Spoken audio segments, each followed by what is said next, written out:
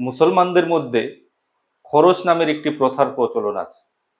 অর্থাৎ কারো মা বা বাবা মারা যাওয়ার পর লক্ষ লক্ষ টাকা ব্যয় করে মানুষকে দাওয়াত করে খাওয়ানোকে খরচ বলা হয়। কুরআন ও হাদিসে এই ধরনের খরচের কথা কোথাও উল্লেখ নেই। আর যখন কুরআন ও হাদিসে এই ধরনের খরচের কথা কোথাও উল্লেখ নেই, তার মানে লক্ষ লক্ষ টাকা খরচ করে আমরা বিদাত করছি। হ্যাঁ, কুরআন ও হাদিস একথা অবশ্যই বলছে যে মা বাবার জন্য খরচ করো।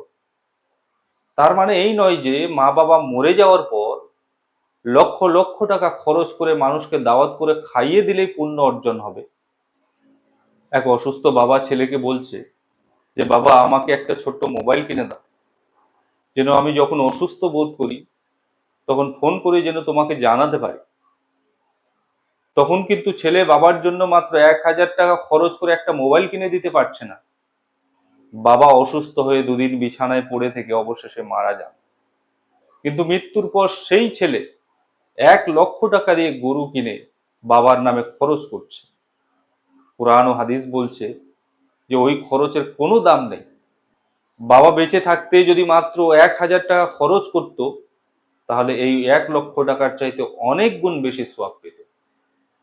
অসুস্থ মা ছেলেকে বলছে যে বাবা আমার জন্য 10 টাকা দিয়ে জ্বরের একটা ট্যাবলেট এনে দাও। মায়ের জন্য সে 10 টাকা খরচ করতে পারছে না, কিন্তু মা মরে যাওয়ার পর 1,50,000 টাকা দিয়ে গরু কিনে মায়ের নামে খরচ করতে পারছে। আল্লাহ তাআলার নিকট ওই খরচের কোনো মূল্য নেই। কুরআন ও হাদিস বলছে যে বাবা প্রতিদিন পায়ে হেঁটে বাজারে যাচ্ছে, তুমি সেই বাবার জন্য 5,000 টাকা খরচ করে একটা সাইকেল কিনে দাও। কুরআন ও হাদিস বলছে যে অসুস্থ মা হাঁটতে পারছে না, তুমি সেই মায়ের জন্য 5,000 টাকা খরচ করে একটা হুইল চেয়ার কিনে দাও।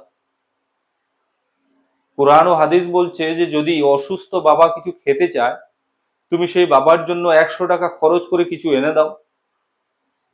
কুরআন ও হাদিস বলছে যে যদি অসুস্থ মা কিছু খেতে চায়, তুমি সেই মায়ের জন্য 100 টাকা খরচ করে কিছু এনে দাও।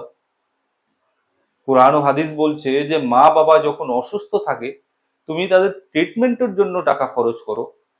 কুরআন ও হাদিস বলছে যে মা বাবার মুখে হাসি ফোটানোর জন্য তোমরা টাকা খরচ করো। কিন্তু আমরা এইসব না করে এর বিপরীতে এমন কাজ করছি যার সাথে ইসলামের কোনো সম্পর্ক নেই। অতএব আমরা মা বাবার খরচের নামে যা করছি, ইসলামী পরিভাষায় একে বিদআত বলে।